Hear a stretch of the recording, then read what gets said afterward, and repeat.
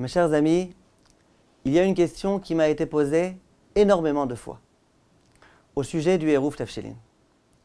Imaginez une personne très organisée qui a déjà préparé toute la nourriture de Shabbat mercredi. Et donc elle se dit, quelle est la raison pour laquelle on a demandé de mettre un Eruv Tafshilin? C'est pour pouvoir cuisiner de vendredi à Shabbat. Cette personne dit, moi je suis complètement organisée, ma nourriture est complètement prête. Et je sais très bien que j'aurai pas du tout besoin de cuisiner de vendredi à Shabbat. Dois-je malgré tout mettre le Eruv Tafshilin?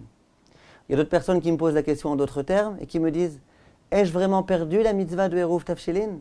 Cette mitzvah que j'aime tellement accomplir? Et voilà que je suis invité par exemple ce Shabbat chez mes beaux-parents. C'est eux qui vont devoir préparer la cuisine. Moi j'aurais rien besoin de faire. Alors quoi? Je vais rater la mitzvah du Eruv Tafshilin?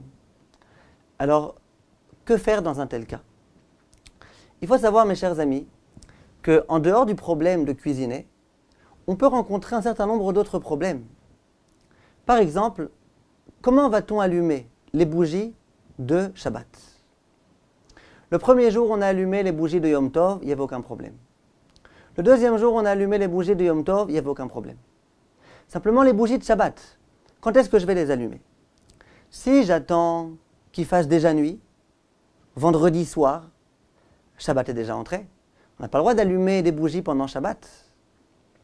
Alors quand je vais allumer, quand c'est encore Yom Tov, on n'a pas le droit de préparer de Yom Tov pour Shabbat. C'est d'ailleurs la raison pour laquelle on a préparé le Eruv Tafshilin, pour pouvoir cuisiner de vendredi pour Shabbat, de Yom Tov pour Shabbat. Comment je vais allumer mes bougies de Shabbat?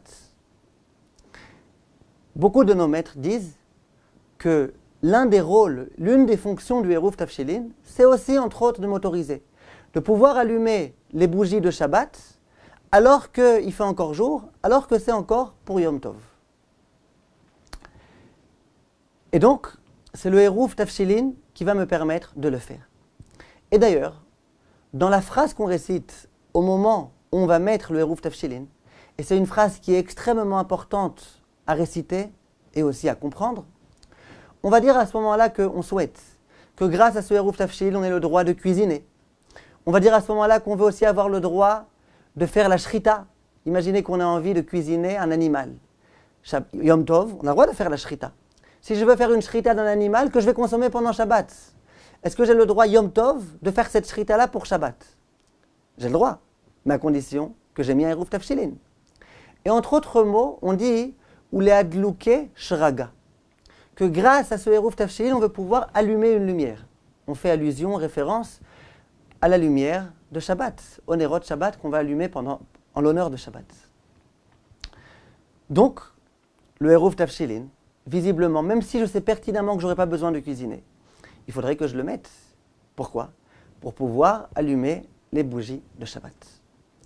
Simplement, mes chers amis, lorsqu'on étudie les textes des Rishonim, du Rif et du Rambam en l'occurrence, on voit que lorsqu'ils écrivent cette fameuse phrase à réciter, ils ont complètement omis d'écrire les termes ou les adlouke shraga, qu'on veut que grâce à ce Eruv Tafshilin, on puisse aussi allumer les bougies de Shabbat.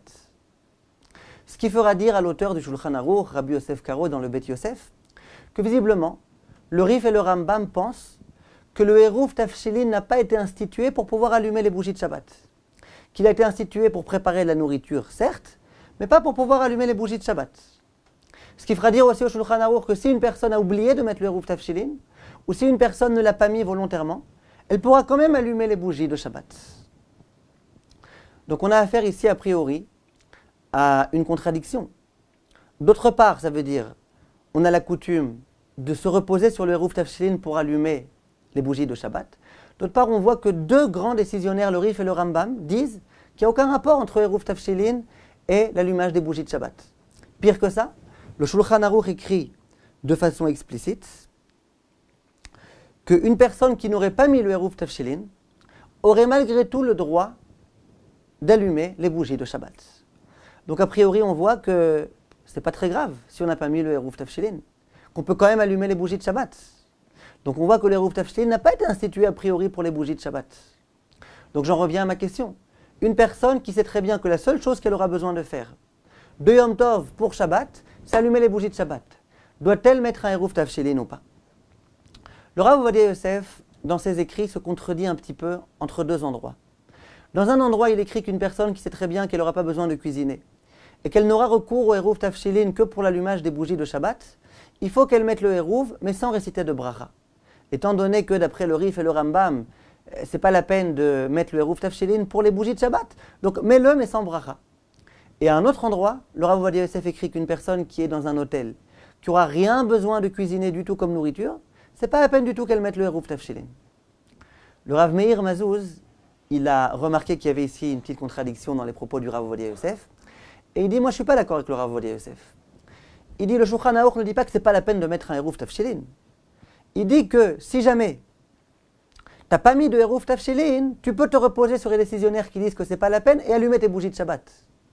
Mais ça ne veut pas dire que même a priori, tu peux ne pas mettre de Eruv Tafshilin quand tu es invité dans un hôtel et que tu sais très bien que tu n'auras pas besoin de cuisiner, mais que tu auras besoin d'allumer tes bougies de Shabbat. Donc, alors que le Rav Ovadia Yosef, a priori, se contredit un petit peu, dans un endroit il dit de mettre le Eruv sans bracha, dans un endroit il dit que ce n'est pas la peine de mettre de Eruv du tout, le Rav Mazouz dit que c'est nécessaire de mettre un Eruv. Si on ne l'a pas mis, on pourra allumer les bougies, mais qu'a priori, il faut le mettre sans réciter de bénédiction. Le Rav Mazouz, il va un petit peu plus loin, et il dit, il y a des personnes qui savent que la nourriture est grosso modo prête. Simplement, ils se disent, je ne sais pas, peut-être qu'au dernier moment, je voudrais rajouter un petit quelque chose, préparer un petit quelque chose. On ne sait jamais. Dit le Rav Mazouz, si jamais tu veux mettre le Eruv, en te disant, je ne suis pas sûr que je cuisinerai de Yom Tov pour Shabbat, mais je veux me laisser la possibilité de pouvoir cuisiner de Yom Tov pour Shabbat. Et donc, je mets le Eruv pour pouvoir me laisser cette possibilité-là. Dit le Rav Mazouz, dans ce cas, tu peux mettre le Eruv et avec bracha.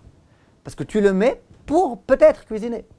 Donc il dit le Rav, tu peux dans ce cas-là mettre le Eruv et avec bracha. Donc ça c'était un point qu'il fallait absolument connaître parce qu'il se pose très souvent.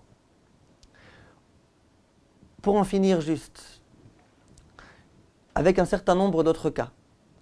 Imaginez que j'ai envie de dresser mon lit de Yom Tov pour Shabbat. Yom Tov, j'ai fait une sieste, je me lève, et puis ensuite, je ne serai plus du tout dans la chambre à coucher. Donc, ce n'est pas que je fais le lit pour que la chambre ait l'air bien rangée, puisque de toutes les façons, je ne me trouverai plus dans cette chambre. Simplement, je mets le lit, je prépare le lit pour qu'il soit prêt pour Shabbat. Pour que vendredi soir, quand je vais aller dormir, que le lit soit prêt. Est-ce que j'ai le droit, vendredi, de préparer mon lit pour Shabbat? Ça veut dire, est-ce que le Eruv Tafshilin que j'ai mis, il va m'autoriser aussi cette préparation-là ou pas? C'est l'objet d'une controverse entre nos maîtres. Certains disent que oui. Le Eruv Tafshilin, de la même façon qu'il me permet de cuisiner, de la même façon qu'il me permet d'allumer les bougies de Shabbat, de la même façon il me permet de pouvoir faire mon lit de Yom Tov pour Shabbat. De la même façon il me permet de pouvoir faire la vaisselle de vendredi pour vendredi soir, etc. etc. C'est en ce sens-là que le Rav Ovadia Yosef va trancher. D'autres disent pas du tout. Le Eruv Tafshilin, il est là pour tout ce qui est relié à la nourriture. Donc la nourriture, d'accord. Procéder à l'abattage rituel d'un animal en l'honneur de Shabbat, oui, parce que c'est justement pour pouvoir manger. De pouvoir allumer les bougies de Shabbat, oui, parce que grâce aux bougies, je vais pouvoir ensuite bien manger. Tout ça, d'accord. Mais de préparer pour faire mon lit, par exemple, qui n'a aucun rapport avec la nourriture, ça, non. Faire la vaisselle, au passage, je me suis un petit peu trompé. Faire la vaisselle, ça c'est bien sûr relié directement à la nourriture. Donc ça, d'après tout le monde, on aura le droit. Mais à nouveau, dans le cas où j'ai mis un Eruv Tafshilin. Si je n'ai pas mis de Eruv Tafshilin, je n'ai certainement pas le droit de faire la vaisselle ou de préparer mon lit depuis vendredi pour Shabbat. Voilà, Kol Tov mes chers amis, et à bientôt.